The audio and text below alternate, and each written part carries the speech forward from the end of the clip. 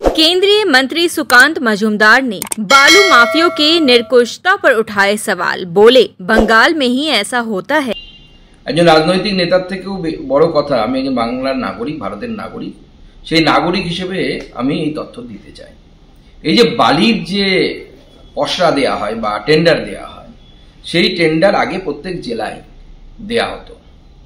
হঠাৎ করে তৃতীয়বার ভোটে জেতার পর পশ্চিমবঙ্গের যে কর্পোরেশন, যেটাকে West Bengal mineral development corporation বলে জানি, WBMDTCL, যার মূল কাজ ছিল হচ্ছে সল্টলেকে অফিস, মূল কাজ ছিল হচ্ছে যে মিনারেল সংক্রান্ত সমস্ত কাজ করা।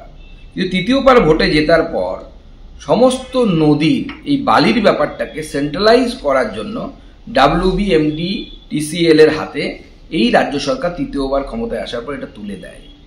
যেখানে ভারতবর্ষের বিভিন্ন জায়গায় ডিসেন্ট্রালাইজেশনের কথা বলা হচ্ছে, সেখানে হঠাৎ করে কেন সেন্ট্রালাইজেশন করা হলো এই বিষয়ে ভাবা উচিত।